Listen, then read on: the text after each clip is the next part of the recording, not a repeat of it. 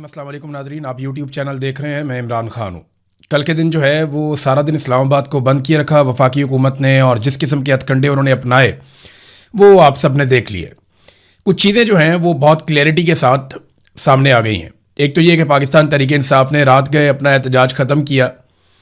ये हुआ क्या, किस तरह हुआ, रिस्पॉन्सिबिलिटी किसकी थी और कसूर किसका था, ये सारा मैं आपको अभी इस वीलॉग में अगले एक आधे मिनट में बताता हूँ। फिर हम चलेंगे कि फ्यूचर में अब होने क्या जा रहा है। नंबर एक तो सुहेल अफरीदी ने आना था और उन्होंने डेडलाइन दी हुई थी 1 हफ्ते की, और साथ में उन्होंने ये कहा था कि मैं पहले से ज़्यादा सख्त तरीके से आऊँगा।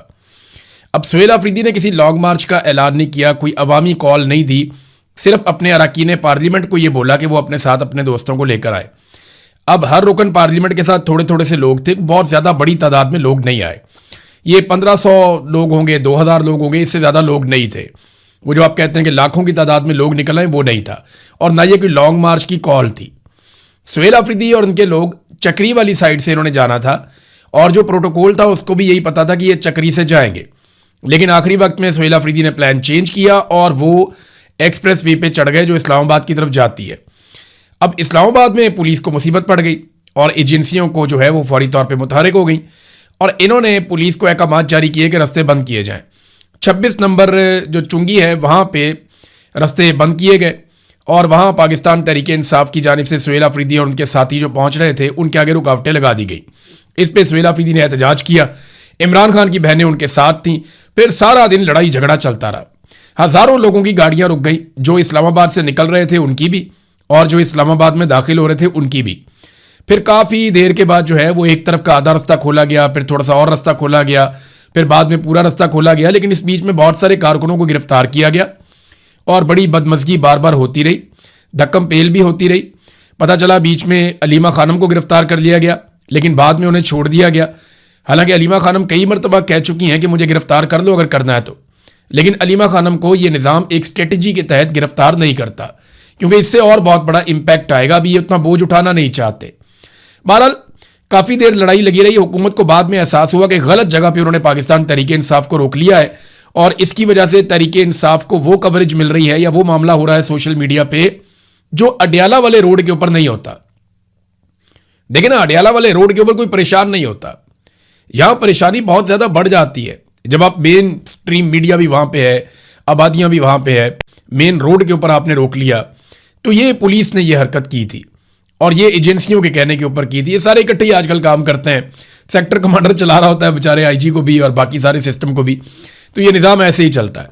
बहरहाल इन्होंने ये बंगी मारी, इन्होंने वहाँ पे रोक लिया। उसके बाद पाकिस्तान तहरीक इंसाफ को मौका मिल गया, वो वहीं पे बैठ गए। उन्होंने कहा जी हम यहीं पे रुक के एहतजाज करेंगे, इमरान खान साहब से मुलाकात करवाई जाए, उनका अस्पताल में इलाज करवाया जाए। लेकिन ऐसा कुछ भी नहीं किया गया। सुहेल अफरीदी ने जो है वो पैगामात भी जारी किए, मार कुटाई भी होती रही, सुहेल अफरीदी कारकुनों को छुड़ाते रहे, पुलिस गिरफ्तार करती रही, लाठी चार्ज होता रहा। शाम के वक्त जो है वो जो रबड़ बुलेट्स होती हैं वो भी चलाई गई, और 3 तो मैंने फुटेजेस देखी हैं, 3 कारकुनों को बुलेट लगी हुई है रबड़ की, उनका खून निकल रहा है। तो कारकुनों को जो है वो उनका ब्लड भी निकला, कारकुनों को मार भी पड़ी। अब पुलिस वाले जो है उनके साथ धक्कम पेल भी बहुत हुई। पुलिस ने एक बड़ी अजीबोगरीब वीडियो जारी कर दी। वो वीडियो मैं देख रहा था, मैं हैरान हो रहा था कि ना इन्हें स्क्रिप्ट लिखना आता है, ना इन्हें कोई फिल्म बनानी आती है। ये तो बिल्कुल नालायक हैं। लेकिन ना सिक्योरिटी फोर्सेस के अंदर आप सिक्योरिटी की ड्यूटी पे किसको रखते हैं? जिसको आप चौकीदार रखते हैं वो ज़्यादातर वो आदमी होता है ना जो बाकी काम नहीं कर पाता, तो वो चौकीदार बन जाता है या वो सिक्योरिटी की ड्यूटी के ऊपर आ जाता है। तो इनकी बेचारों की इतनी हैसियत होती है और इतनी काबिलियत होती है। वो 3 लड़कों को पकड़ा हुआ है, उनके गलों में पाकिस्तान तहरीक इंसाफ के झंडे पहना के उनके सर नीचे किए हुए हैं, और पीछे से पुलिस वाले उनको दबके लगा रहे हैं, और वो बेचारे स्टेटमेंट दे रहे हैं लिखा हुआ कि जनाब हम आए थे इश्तियाल दिलाने के लिए, हम आए थे हालात ख़राब करने के लिए, हमें वहाँ से लाया गया था। यार ये कहानियाँ कौम ने बहुत देखी हैं। एक हच्ची मारी है इन्होंने ये करके, बल्कि उल्टा बदनामी की है अपनी प्रोडक्शन टीम की, और अपनी हरकतों को मज़ीद बेनकाब किया है। यानी क्या ये फॉल्स फ्लैग ही चलने हैं अब हमेशा? सारी दुनिया को पता है वो अडियाला जा रहे हैं, इमरान खान साहब से मुलाकात करने के लिए आए हैं।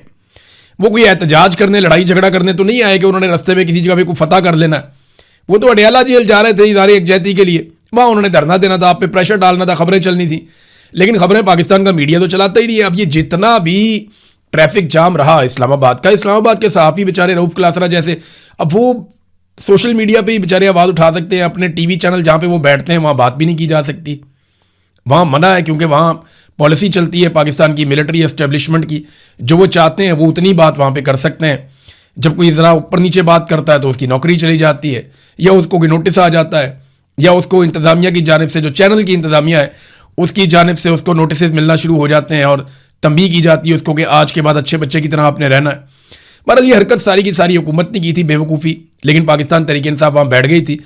अब हुआ ये, जो रिपोर्ट हुआ मामला वो ये है कि बैरिस्टर गौहर फिर मिलने के लिए आए। उन्होंने अलीमा खानम से भी मुलाकात की और सुहेल आफरीदी से भी मुलाकात की। इसमें जो अलीमा खानम है उन्होंने कैटेगोरिकली ये कह भी दिया था कि ये मोहसिन नकवी के साथ राब्ते में है, यानी बैरिस्टर गौहर, अली खान ने अलीमा खानम से मुलाकात की और अलीमा खान के मुताबिक बैरिस्टर गौहर उस वक्त मोहसिन नकवी से राब्ते में थे। फिर उन्होंने बताया बैरिस्टर गौहर ने कि मोहसिन नकवी ने पैगाम दिया है कि अगर यहाँ से ना हटा गया तो नहायत सख्त ऑपरेशन किया जाएगा, जैसे माजी में किया था, 26 नवंबर को लोगों को कत्लेआम कर दिया था, लोगों को मारा था। तो फिर बैरिस्टर गौहर के इस पैगाम के बाद जो मोहसिन नकवी ने दिया था धमकी वाला, ये धरना ख़त्म कर दिया गया। इसकी कोई ज़रूरत नहीं थी, इस एहतजाज की, इसको ख़त्म ही होना था। उसकी वजह यह है कि लोग बहुत थोड़ी तादाद में थे और बड़ी तादाद में लोगों को नहीं लाया गया था, ना कोई इकट्ठा किया गया था। कुछ चीज़ें ना बड़ी क्लियर हो गई हैं इस सारे से, जो एपिसोड मैंने आपको बता दिया हुआ कि आप ज़रा देखें, आपके कुछ चीज़ें बड़ी क्लियर हो गई कि इस रजीम के पास ना एक बहाना है कि इमरान खान साहब जब स्टेटमेंट देते हैं ना तो पाकिस्तान के अंदर अनारकी पैदा होती है और पाकिस्तान में सियासी इस्तेहकाम नहीं आता। यानी जेल के अंदर बैठा हुआ कैदी नंबर 804 आज पूरे निज़ाम पे भारी है। ये निज़ाम खुद ये मानता है कि जेल की दीवारों के पीछे से भी वो इनसे ज़्यादा ताकतवर है। उसका एक स्टेटमेंट इनकी सारी मेहनत के ऊपर पानी फेर देता है। लिहाजा इन्होंने एक असेंबली बनाई है कि इमरान खान का कोई स्टेटमेंट बाहर नहीं आएगा। बुशरा बीबी की भी उनकी फैमिली से मुलाकातें नहीं करवाते, इसलिए कि बुशरा बीबी के जरिए से इमरान खान का कोई स्टेटमेंट उनकी फैमिली के थ्रू बाहर ना आ जाए। वो मुलाकातें भी नहीं करवाते। वो भी हुकूमत बोले तो मोहसिन नकवी की बात कर देते हैं। हुकूमत तो ना 3 में ना 13 में। मोहसिन नकवी आसिम मुनीर साहब के करीबी आदमी है, तो वही पैगाम लेकर आते हैं। तो वो अब नहीं चाहते कि इमरान खान साहब का कोई स्टेटमेंट बाहर आए, लेकिन इमरान खान साहब की बहनें ये कहती हैं कि कुछ तो ऐसा है जिसको छुपाया जा रहा है।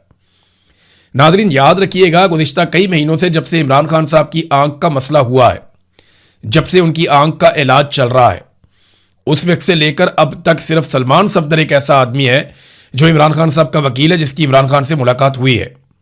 और एक आदमी के स्टेटमेंट के ऊपर आप भरोसा नहीं कर सकते। सलमान सफदर को मैं कोई ऐसे नहीं कह रहा कि वो काबिल भरोसा नहीं है, वो बड़े ज़बरदस्त आदमी है, बड़े शानदार वकील हैं।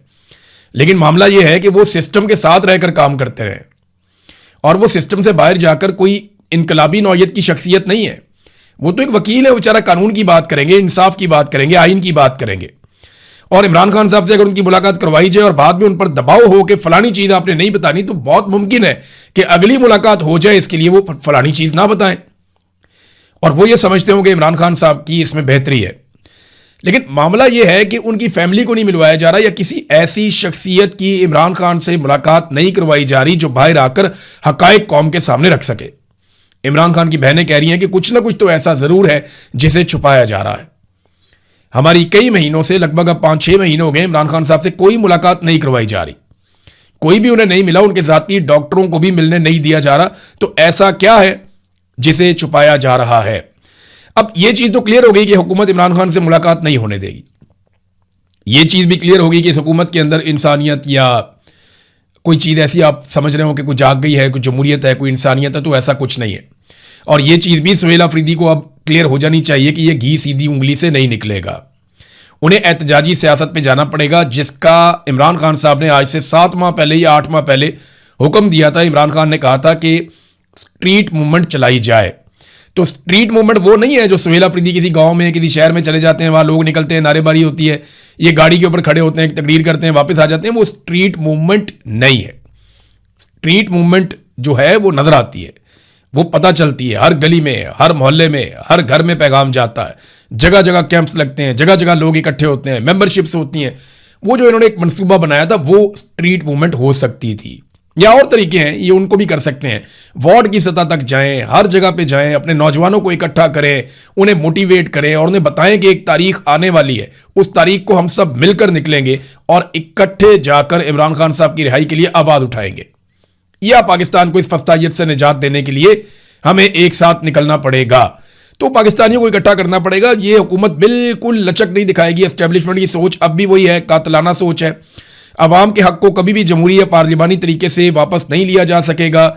ये सीधी उंगली से घी कभी नहीं निकलेगा और अवाम को भरपूर अंदाज में मुतहर्रिक होकर निकलना पड़ेगा। जो रियल स्ट्रीट मूवमेंट होती है, जिसका इमरान खान साहब ने कहा है, उसके ऊपर इनको चलना पड़ेगा। अब सुहेल अफरीदी साहब आज 2 बजे एक प्रेस कॉन्फ्रेंस करने जा रहे हैं, जिसमें वो कुछ चीज़ों का ऐलान करेंगे। देखते हैं वो किन चीज़ों का ऐलान करते हैं। बहरहाल कल का दिन गुजर तो गया, लेकिन कोई बहुत बड़ी कामयाबी नहीं मिली। ना इमरान खान साहब से मुलाकात हुई, ना उनका इलाज हुआ, और सिर्फ एक हुकूमत ने रोकने की कोशिश की। कुछ कारकुन गिरफ्तार हुए, कुछ कारकुन जख्मी हुए और हज़ारों लोग ख्वार हो गए। इसके अलावा कुछ भी नहीं हुआ। हाँ, ये ज़रूर है कि सुहेल अफरीदी ने साबित किया कि वो मज़ामत के रास्ते पे चल सकते हैं। वो छोटी मोटी मज़ामत होती रही सारा दिन में, कोई बहुत बड़ा एपिसोड तो नहीं हुआ। अब इसमें जो है वो पाकिस्तान तहरीक इंसाफ को और सुहेल अफरीदी को ये फैसला करना है कि वो किस लेवल तक इस मामले को ले जा सकते हैं। हाँ, एक चीज़ मैं आपको बताता हूँ कि मिलिट्री एस्टेब्लिशमेंट ने खैबर पख्तूनख्वा की हुकूमत के खिलाफ बाकायदा एक कंपेन लॉन्च कर दी है। मैं एक्सप्रेस न्यूज़ की खबर पढ़ रहा था। इसमें सबसे पहले जो है फहद हुसैन साहब को एंगेज किया गया, क्योंकि वो PMLN से उनका ताल्लुक है। वो साबिक कैबिनेट के मेंबर भी रहे शहबाज शरीफ के, और जो जुल्म और बर्बरियत पाकिस्तान में होती रही उसका हिस्सा रहे फहद हुसैन। तो अब जनाब उन्होंने एक खबर भी जारी करवा दी है एक्सप्रेस न्यूज़ के ऊपर। जो एक्सप्रेस न्यूज़ वाले हैं उन्होंने खैबर पख्तूनख्वा में बदमनी, महंगाई, करप्शन में खतरनाक इजाफा, अवाम की वज़ीर आला पर कड़ी तनकीद। यानी मरीम नवाज महंगा जहाज़ ले तो कोई खबर नहीं छप रही। मरीम नवाज बैरून मुल्क के दौरे कर रही है, कोई खबर नहीं छप रही। लोगों को अजीबो गरीब किस्म के बिल आ रहे हैं, कोई खबर नहीं छप रही। लोगों को सड़कों पर खबार किया जा रहा है, कोई खबर नहीं छप रही। लोगों को पुलिस मुकाबले जाली कर करके 2000 से ज़ायद लोगों को मार दिया गया मावराए अदालत, कोई खबर नहीं छप रही। पंजाब में अरबों रुपए की करप्शन हो रही है। 5300 अरब की एक और करप्शन रिपोर्ट हुई, उसके ऊपर किसी किस्म की कोई रिपोर्टिंग नहीं है। गंदम का बहरान आ गया, कोई रिपोर्टिंग नहीं। कपास का बहरान आ गया, कोई रिपोर्टिंग नहीं। फ्लड के अंदर बदतरीन कारकर्दगी, कोई रिपोर्टिंग नहीं। इश्तिहारात की मद में इन्होंने तबाही फेर दी, कौम का पैसा अरबों रुपया ज़ाया कर दिया, किसी किस्म की कोई रिपोर्टिंग नहीं। लेकिन खैबर पख्तूनख्वा में वज़ीर आला ने कहा कि लाओ कोई एक केस है मेरे सामने मेरी करप्शन का, या हम किसी चीज़ के लिए रिस्पॉन्सिबल हैं तो बताओ। और महंगाई जो है वो तो फेडरल गवर्नमेंट बढ़ा रही है। जैसे ही वो पेट्रोल की कीमत में इजाफा करते हैं, हर चीज़ की कीमत बढ़ जाती है। और पंजाब गंदम भी नहीं दे रहा, पंजाब गैस भी नहीं दे रहा, बिजली इन्होंने महंगी कर दी है, आटा इन्होंने महंगा कर दिया है। तो आम आदमी का जीना तो वफाकी हुकूमत की पॉलिसियों की वजह से हराम हो गया है और वो इसके लिए जिम्मेदार है। लेकिन खैबर पख्तूनख्वा पे अटैक करने की जिम्मेदारी एस्टेब्लिशमेंट ने अब दे दी है। फहद हुसैन ने एक ऑपरेशन रूम भी बनाया, जहां पे एक बहुत बड़ा नक्शा था, जिसमें खैबर पख्तूनख्वा का नक्शा लगाकर उसके ऊपर फहद हुसैन और अनवारुल्लाह काकड़ ये दोनों मिलकर तज्जिया कर रहे थे और उल्टा सीधा तज्जिया कर रहे थे। वो इधर का ज़िला इधर मिला दिया, उधर का उधर मिला दिया, वो जनाब मालाकंड के एरिया को शामिल कर दिया उधर पेशावर वैली के अंदर। अजीबोगरीब किस्म का तज्जिया था।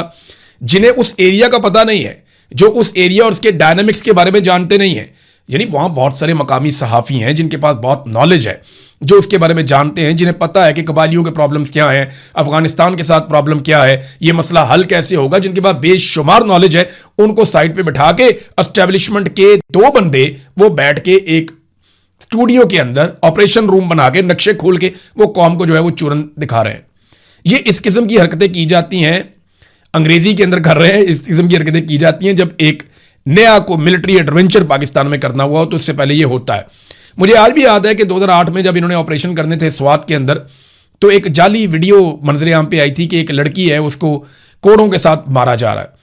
तो जनाब फहद हुसैन साहब ने चलवा के वीडियो चलवा के, हम न्यूज़ रूम में बैठ के कहते थे यार ये एक एक बुलेटिन में 10-10 दफ़ा क्यों चलती है। फिर उसके ऊपर गाने बनवा दिए, शायरी बनवा दी, म्यूज़िक बनवा दिया, और बाद में पता चला वो लड़की वहाँ की है ही नहीं। जिधर पूरा ऑपरेशन करके तहो बाला करके रख दिया सारा कुछ, ऑपरेशन की बर्बादी के ऊपर लोग आज भी जाके आप कहानियां सुने तो आप कानों को हाथ लगाएं जो वहां पे हुआ था ऑपरेशन के नाम के ऊपर। लोग इसीलिए ऑपरेशन से इतने मुतनफर हो गए मालाकंड के, खासतौर पे स्वात के लोग। तो अब जनाब लोग क्यों कहेंगे कि आप ऑपरेशन करें आके। लेकिन खैबर पख्तूनख्वा में एक मरतबा फिर ऐसा लगता है एक नया ऑपरेशन मुसल्लत करने की कोशिश की जा रही है। अब आ जाए नाज़रीन कुछ इंटरनेशनल खबरें। सबसे पहले डोनाल्ड ट्रंप ने एक स्टेटमेंट देके ये एतराफ़ किया है कि वो हमला करने वाला था ईरान पर, और ट्रंप ने यह कहा कि मेरा हमला करने में जो डेडलाइन बाकी रह गई थी वो सिर्फ 1 घंटे की थी। कि 1 घंटा रह गया था, हम हमला करने वाले थे ईरान पर, तो हमें राब्ता किया गया अरब ममालिक की जानिब से और खलीजी ममालिक ने हमें रोका। और रोकने की वजह भी अब सामने आ चुकी है कि खलीजी ममालिक ने बताया कि हमें टारगेट करेगा ईरान, क्योंकि देखें डोनाल्ड ट्रंप को कोई ना कोई फेस सेविंग चाहिए होती है। अमेरिका अपने बहुत सारे हथियार चला चुका है और अमेरिका को एक बात की समझ आ गई है कि सिर्फ लड़ाई से ईरान को काबू नहीं किया जा सकता, या आप लड़ाई के जरिए से ही ईरान को घुटने टेकने पर मजबूर नहीं कर सकते। हमने ईरान के बारे में, उसकी तारीख के बारे में और वो इतनी मुज़ाहमत कैसे करते हैं और क्यों करते हैं, इसके बारे में एक स्पेशल डॉक्यूमेंट्री बनाई है। अभी उसके ऊपर काम हो रहा है। अगले चंद दिनों में वो डॉक्यूमेंट्री मैं आपके सामने रखूंगा कि एक्चुअली ईरान है क्या, ये ईरानी कौन लोग हैं और ये कैसे इतनी मुज़ाहमत करते हैं। बहरहाल ये अब डोनाल्ड ट्रंप को और अमेरिका को ये समझ आ गई है कि ताकत के बलबूते पे सिर्फ आप ईरान को नहीं मनवा सकते, लिहाजा वो कोशिश करेंगे कि बातचीत से मसला हल हो जाए। कभी पाकिस्तान फेस सेविंग देता है, कभी अरब ममालिक देते हैं, और अरब ममालिक ने यह बताया है कि ईरान की जो हिकमत अमली है उसमें खलीजी ममालिक की जो तनसीबात हैं उनको अब रखा गया है, वो वहां पे अटैक करेंगे। ये बात रूस ने भी बताई और ये खतरे से आगाह किया था रूस ने तमाम ममालिक को कि जनाब इस मरतबा अगर आप जंग करेंगे तो ईरान जिस तरह का जवाब देगा उससे पूरा खित्ता लपेट में आ जाएगा। अच्छा नाज़रीन, अब एक और मसला भी है। वो मसला ये है कि सऊदी अरब और यूएई के ऊपर ड्रोन हमले हो रहे हैं, लगातार हो रहे हैं। यूएई में आपने देखा कि एक एटमी तनसीब के करीब, जहां पे एटमी पावर प्लांट है, उसके बिल्कुल नजदीक एक जनरेटर में आग इसलिए लग जाती है कि वहां पे ड्रोन मारा जाता है। फिर 6 ड्रोन जो हैं उनको यूएई हवा में तबाह करता है। सऊदी अरब क्लेम करता है कि 3 से 4 ड्रोन उन्होंने भी हवा में रोके हैं और उनको हवा में तबाह किया है। लेकिन अब यूएई ने एक बड़ा खौफनाक स्टेटमेंट दिया है और उन्होंने ये बताया कि ये जो ड्रोन्स हमारे ऊपर आ रहे हैं ये ड्रोन इराक से आए थे। यूएई ने कहा कि बराका न्यूक्लियर पावर प्लांट को निशाना बनाने वाले ड्रोन्स इराक से आए थे। अब इराक से ये ड्रोन आ रहे हैं तो फिर ईरान ने तो नहीं मारे ना। और ईरान ने यह दावा भी किया है, ईरान ने बाकायदा यह स्टेटमेंट दिया है कि सऊदी अरब या यूएई के ऊपर जो ड्रोन्स जा रहे हैं उनका ईरान के साथ कोई ताल्लुक नहीं है। ईरान इस वक्त मुकम्मल तौर पे सीज फायर किए हुए है। ये ड्रोन कौन चला रहा है, ये फॉल्स फ्लैग ऑपरेशन हो रहा है और कोशिश की जा रही है कि खलीजी ममालिक में कोई ऐसा नुकसान हो जाए जिससे ईरान और खलीजी ममालिक के बीच में जंग भड़क उठे। और याद रखिएगा, ऐसा कोई फॉल्स फ्लैग पाकिस्तान के खिलाफ भी किया जा सकता है, या तो पाकिस्तान में या सऊदी अरब में जो पाकिस्तान के मिलिट्री एसेट्स हैं वहां पे कोई फॉल्स फ्लैग करके पाकिस्तान को इस लड़ाई में घसीटने की कोशिश की जा सकती है, क्योंकि पाकिस्तान एक ऐसा मुल्क है जो फौजी नुक्ता नजर से ऐसा ताकतवर है कि वो ईरान के साथ लंबा पंगा ले सकता है। बहरहाल अभी जो सिचुएशन है वो ये है कि इराक से आ रहे हैं ये ड्रोन्स, ये यूएई ने कहा। तो एक बात हमें समझनी पड़ेगी कि आज से कुछ अरसा पहले एक चरवाहे ने ये खबर बाहर निकाली थी और जब उसने रिपोर्ट किया था तो इसकी कंफर्मेशन भी आ गई थी।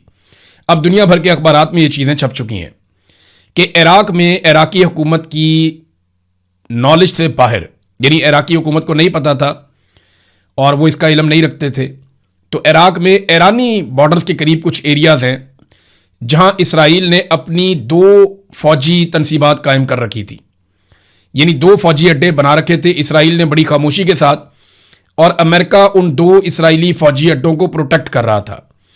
अब ये जो ड्रोन्स हैं ये आ रहे हैं इराक की जानिब से, तो ये शक किया जा सकता है कि इसराइल कोई फॉल्स फ्लैग ऑपरेशन करना चाहता है, क्योंकि वो एक ऐसा मुल्क है जो हर हालत में इस जंग को लंबा करना चाहेगा, क्योंकि नेतन्याहू को ये इलेक्शन में सूट नहीं कर रहा जो कुछ उसके साथ हो रहा है।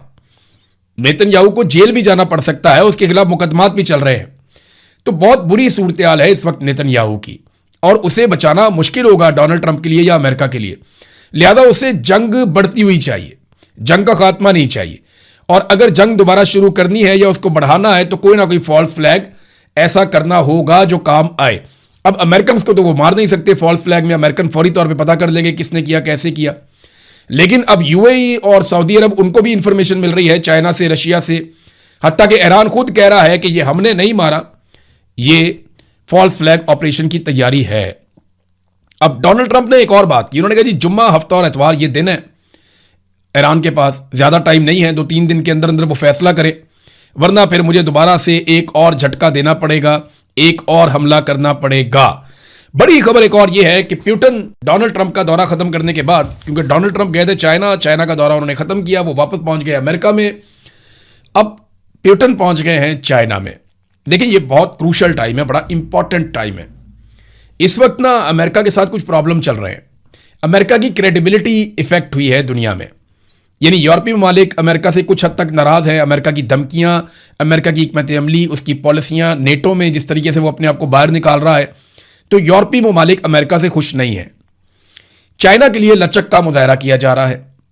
खलीजी ममालिक ये सोचने पर मजबूर हैं कि अमेरिका हमारे तहफ़्फ़ुज़ में नाकाम हो गया। इसी तरह जो इंडिया के साथ ताल्लुकात हैं, अमेरिका के डोनाल्ड ट्रंप के पे दर पे स्टेटमेंट्स के बाद वो भी कोई बहुत अच्छे नहीं हैं। तो चाइना और रशिया के पास ये एक मौका है कि वो दुनिया में जो फ्लेक्सिबिलिटी उनके लिए पैदा हुई है, वो इससे फ़ायदा करते हुए कुछ अमन मुआहदे करें और यूरोप के साथ, खलीजी ममालिक के साथ अपने ताल्लुकात को एक नेक्स्ट लेवल पर लेकर जाएं। चाइना का एक बहुत बड़ा फोकस जो है वो लैटिन अमेरिका में भी है। अमेरिका के साथ साथ जो सारे ममालिक हैं दूसरे, उनके साथ भी चाइना के बड़े अच्छे ताल्लुकात हैं, रशिया के भी ताल्लुकात हैं। तो अमेरिका के लिए ये बड़ा चैलेंजिंग टाइम है और चीन और रशिया इस मामले को समझते हैं, क्योंकि देखिए जब डोनाल्ड ट्रंप ने चाइना का दौरा किया तो ये पहली मरतबा ऐसा हुआ कि अमेरिकी सदर से ज़्यादा बड़ी और कदावर शख्सियत प्रेसिडेंट शी लग रहे थे, यानी वो ज़्यादा ताकतवर लग रहा था। उनकी बॉडी लैंग्वेज या जो एक तासुर जा रहा था दुनिया को कि ये वर्ल्ड लीडर इकट्ठे हुए हैं। पहले ऐसा होता था कि चाइना थोड़ा दबा दबा लगता था, लेकिन इस मरतबा ऐसा लग रहा था कि इक्वली को दो बहुत बड़ी पावर्स आमने सामने खड़ी हुई हैं। तो बड़ा कद बड़ा है चाइना का, खास तौर पे दिफाई नुक्ता नज़र से मईशत के मैदान में उन्होंने झंडे गाड़े हैं और इस वजह से वो अब डिफरेंटली ट्रीट हो रहे हैं पूरी दुनिया में। मेरे ख्याल में चाइना और रशिया इससे फ़ायदा उठाना चाहेंगे। हम दुनिया को बदलते हुए देखेंगे, ऐसा लगता है, अगले 10, 20, 25 साल में, और ये हमारे सामने सामने ही हो जाएगा। अब तक के लिए इतना ही। अपना ख्याल रखिएगा, अपने इस चैनल का भी। अल्लाह हाफ़िज़।